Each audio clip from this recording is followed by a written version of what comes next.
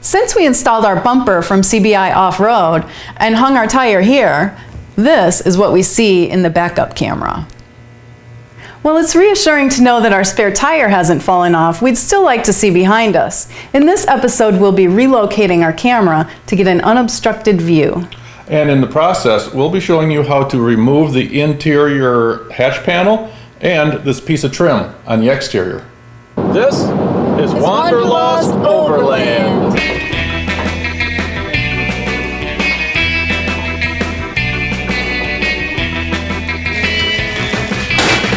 Yay! All right, throw that away. We went with this kit from RSG Offroad. It comes with professionally installed factory plugs and a heavy-duty mesh shield where it's likely to be exposed. Pretty hard to screw this up. The only cutting and splicing we need is to trim these to length. The ends already come with connectors. All we need is a simple crimping tool. And they also send a special new mounting bracket. Okay, so the first thing we need to do is take off the back door panel. And we're going to start with taking off this grab handle.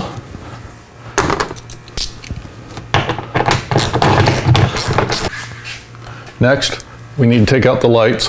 And so starting from the driver's side with your little fancy tool, get it right up in there and give it a push, and they'll drop right down. And what you're doing is you're pushing in on this little clip right here with your tool, and that's what releases it off this side. Then take a little tiny screwdriver and you have to unplug it here. So just push that in. Sometimes you can do it with your hand, which, yep, there we go. And that one's out. Now we go on to the other side. All right, now we can just basically just pry this off. Starting right here. On this side, they provide a little bit of a spot where you can get a screwdriver in, and then you simply start prying it down, and it sounds terrible, but that's just the clips releasing. So just pull it down at the back here.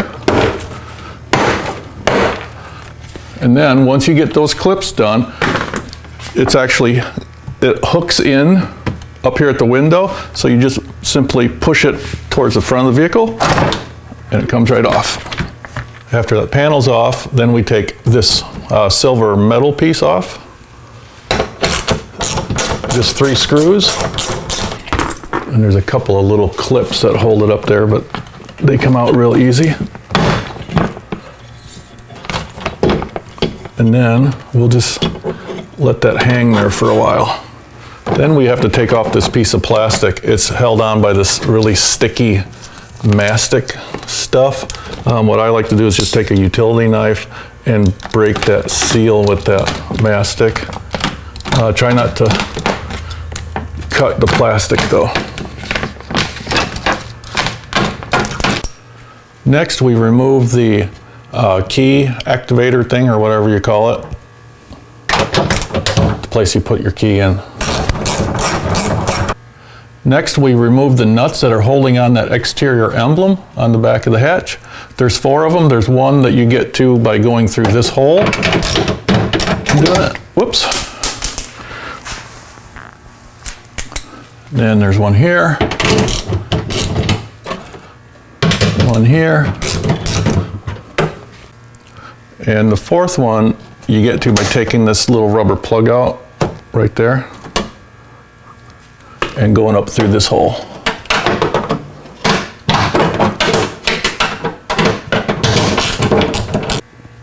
Okay, next we're gonna unplug a couple things. The camera, which is right here, we're gonna unplug this. And this plug is for, I think, like the license plate light and probably a couple other things. So we're gonna stick a screwdriver right in there. That one's unplugged. All right, next we're going to take out the passenger side rear speaker, and the reason why we're doing this will become obvious later on. Simply unplug the power to it right there, and then there's 5 screws that hold it in. Then there's a couple of clips too that hold it up there that come out real easy. A little bit easier with a screwdriver. Like that. And like that. And then there's another little cable thing. Hold this cable on, just squeeze it in the back to release it and take the speaker right out. All right, now we're ready to take that emblem off the outside. But first, before you go and bring this hatch down, put something in the latch here, because I don't know for sure, but I don't think we'd be able to open it very easily since we have everything disconnected. So make sure it doesn't latch.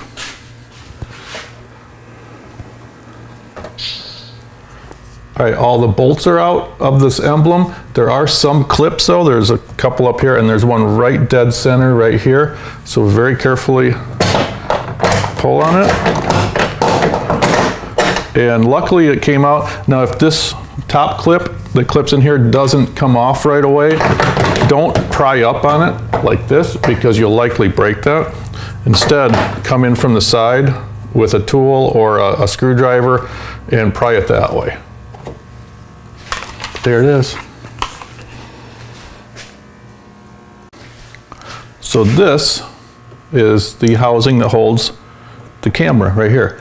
A couple of bolts from the outside.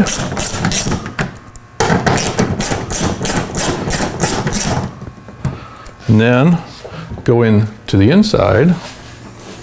Then from the back side, there's these little plastic pieces that the screws screwed into, and there's these little wings that hold them in.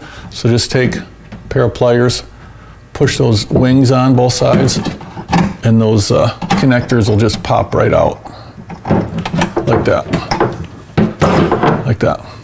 Then there is our camera. Now the camera is held into this little plastic bracket by two teeny tiny screws from the back side. So we'll take those out and don't lose them. We need those to mount them in the new bracket.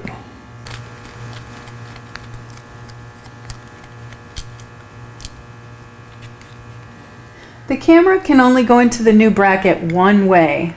That way there's no chance of installing it upside down. Okay. Later, if we need to adjust the view, we can just bend the bracket up or down. Now for our application, we're going to be mounting the camera right here on the driver's side swing out. For this, we're just using some stainless steel self-tapping screws.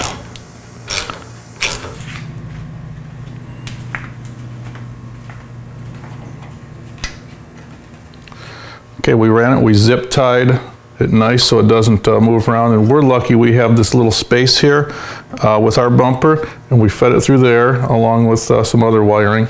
Then we came up through the floor through a rubber grommet, the same place that our airline is coming through.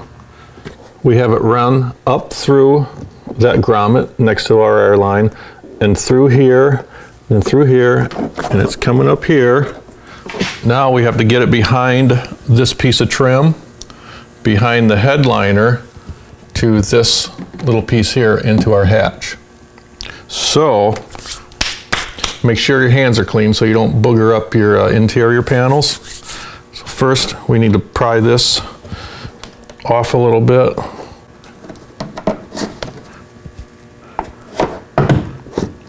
And then just get your tool in there. And again, it's just held in there by clips. You don't have to bring it out all the way, just enough to see where your wire is. Okay, a good way to get that wire is I've got a little piece of copper or brass wire, fish it down, and we'll just wrap that around the end of our wire and pull it through.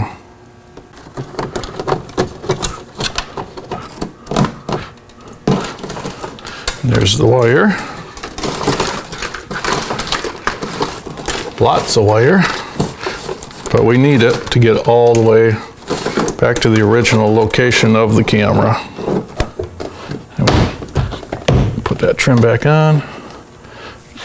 Now your headliner is held up by these little fasteners right here.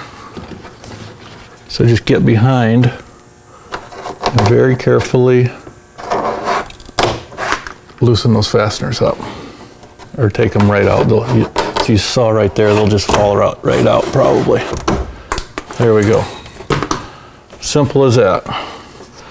Continue running your wire. Okay, now we have to get the wire up through this rubber piece that goes up to the hatch. To do that, I think we can just pull it up through here from the bottom. We're going to disconnect it, or pull this plug out at the top too, so we can get at everything. And this is where this wire is going to come in handy again.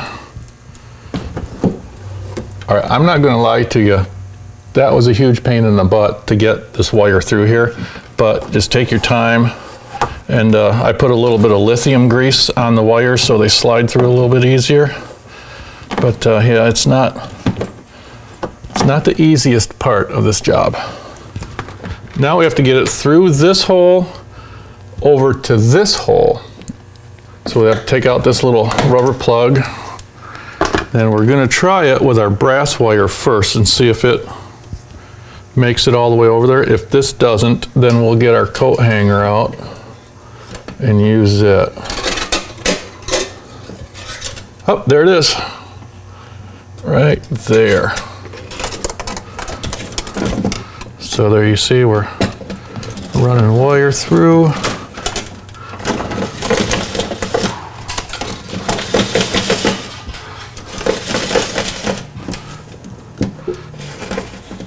All right, then we can button this up so it doesn't leak water in. Now, take it from here, we have to run it through all the way up into the opening up here. And I don't think the copper wire is going to do it. We're going to try it first, but I think we're going to have to go with the much stiffer coat hanger. Okay, so that tiny brass wire didn't cut it, so we did go to the coat hanger. And again, it's not an easy thing to do, but you finally fish it through, and I see it. I just have to grab it with these needle nose. And there that is. All right, now we can tie this off to the coat hanger and pull it through.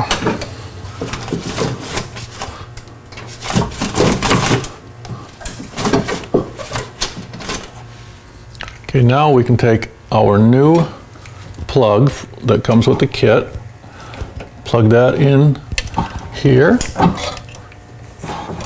to our camera, and then these ends, I've got shrink tubing put over them already so I don't forget later, and then we'll just tie them in here.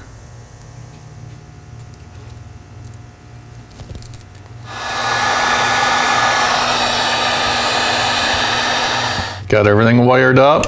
Now we're going to button everything up with some zip ties, a little electrical tape, get everything out of the way. And you want to make sure that it's out of the way of the window going up and down.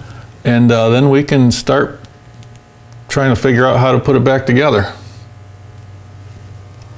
For the little bracket where the camera originally was, I left a hole, so we plugged it off with a piece of plexiglass held in there with some silicone. They'll keep the bugs out of there anyways. Then we'll feed this wire in there first, line everything up. Like that. Pop it on.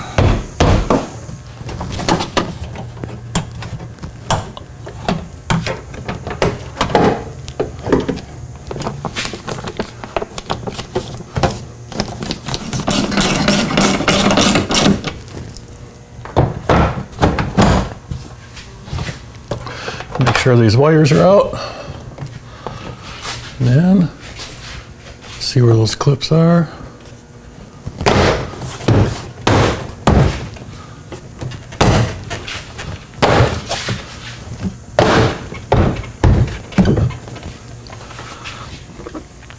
Turn the lights.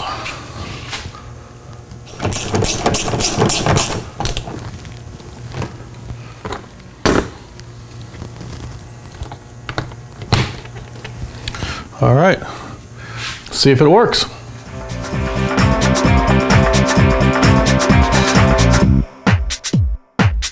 We saved the day! Wow, wow, wait! Wow, wow, wow, wait! Yo, wiki, wiki, scratch! Wiki, wiki, scratch! There's a fly. Professionally factory installed plugs, Sure. something like If that's that. what you It.